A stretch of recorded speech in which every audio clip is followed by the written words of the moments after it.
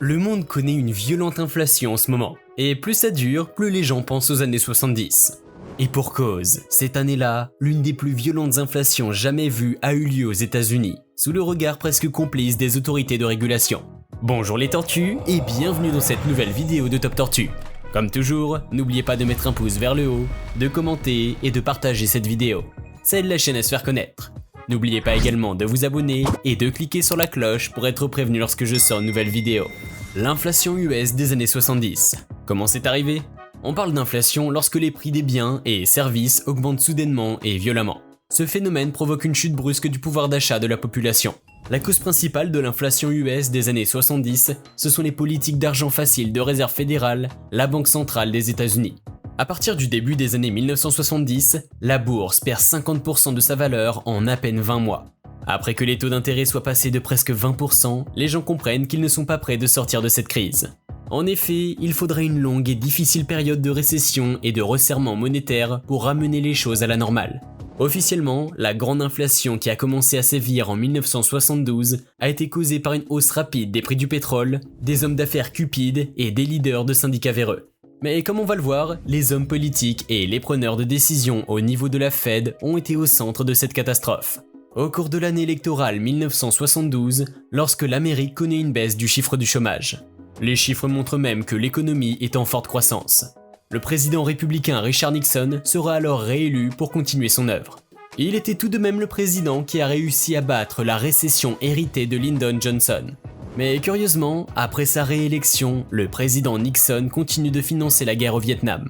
Pourtant, il avait clairement été démontré que cette guerre était à l'origine de la récession survenue sous Lyndon Johnson. Le Congrès, à majorité démocrate, aurait pu s'y opposer, mais il laisse faire. Voilà la première erreur de Nixon, c'est-à-dire continuer à gaspiller l'argent des Américains dans la guerre. Nixon étonnera ensuite par ses pratiques économiques douteuses. Alors qu'on le pensait conservateur, il s'avérera qu'il est en fait keynésien. John Maynard Keynes était un économiste britannique influent des années 1930 et 1940. Il préconise des mesures révolutionnaires. Par exemple, il pensait que les gouvernements devraient utiliser des politiques anticycliques en période difficile, en accusant des déficits pendant les récessions et les dépressions. Richard Nixon enchaîne les mauvaises décisions en rompant le dernier lien que le dollar américain avait avec l'or. Cette démarche que personne ne comprend jusqu'à présent a pour effet de transformer le dollar en une monnaie fiduciaire. La suite logique, c'est que le dollar a été dévalué et des millions d'étrangers détenant des dollars, y compris des barons du pétrole au Moyen-Orient avec des dizaines de millions de pétrodollars, ont vu leur valeur réduire. Jusqu'à présent, on aurait pu comprendre le président, car il était un homme politique prenant des décisions politiques pour le bien-être de son peuple. La situation devient incontrôlable lorsqu'il s'attaque à l'institution technique des gestions de l'argent des Américains, la Fed. Nixon a besoin que la Fed fasse tout comme il veut. Il commence donc par envoyer son président, William McChesney Martin, et le remplace par Arthur Burns, son conseiller présidentiel. Nous sommes en 1970. Rappelons que l'inflation telle qu'on la connaît n'est pas encore perceptible et que Nixon est occupé à combattre la récession. La Fed agit positivement sur l'économie américaine en mettant sur pied des politiques monétaires pour favoriser la croissance tout en gardant les taux d'inflation dans des proportions raisonnables. Nixon a violé ce principe en ordonnant à son homme de main à la Fed de baisser considérablement les taux d'intérêt afin que les Américains puissent facilement prêter de l'argent. L'objectif était d'augmenter le pouvoir d'achat de la population et par ricochet de booster la croissance et baisser le chômage. Mais Arthur Burns et Richard Nixon vont apprendre à leurs dépens qu'il y a une énorme différence entre la théorie et la pratique. Rien de ce que les deux complices avaient planifié ne s'est produit. Au lieu de cela, le pouvoir d'achat s'est effondré davantage. Ce qui était d'abord une récession est devenu une récession et une terrible inflation. Plus tard, Nixon sera poussé à la démission à cause du scandale du Watergate. Il avait tenté d'espionner le Parti démocrate. Nous sommes en 1974 et la crise qu'il a contribué à créer écrase les Américains. Pourquoi la Fed a laissé faire ? La Fed est un organisme technique qui est censé agir au mieux pour la stabilité de l'économie. Alors pourquoi n'a-t-elle rien fait alors que c'était évident que le pays allait droit dans le mur ? Le problème venait bien sûr du leadership. Nixon a placé à la tête de cette institution très stratégique Arthur Burns, un homme qui lui obéirait sans broncher. Il sera révélé d'ailleurs plus tard que Nixon mettait une pression énorme sur Burns. Dans son livre « Secret of the Temple, How the Federal Reserve Runs the Country », Comment la Réserve fédérale ruine les pays, William Grader affirme que Nixon aurait dit « On peut accepter l'inflation si nécessaire, mais nous n'accepterons pas le chômage ».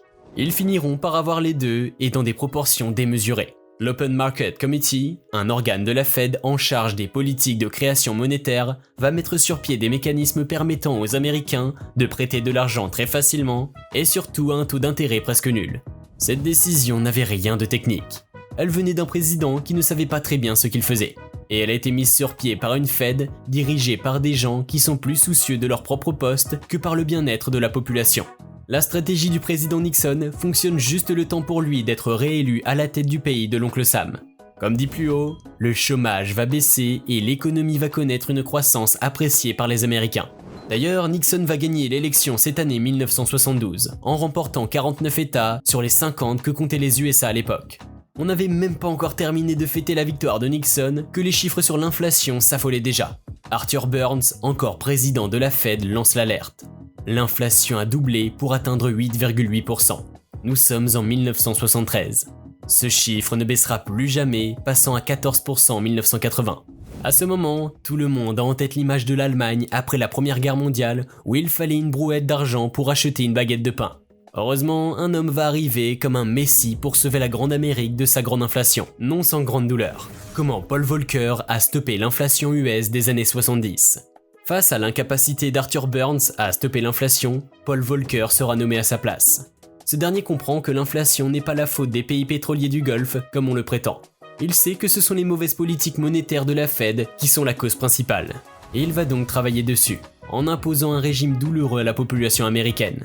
Paul Volcker, un homme qui appréciait particulièrement les cigares, va imposer une solide répression sur l'économie américaine en augmentant les taux d'intérêt à 20%. Un tel taux d'intérêt signifie que les gens y penseront à 2 fois avant d'emprunter.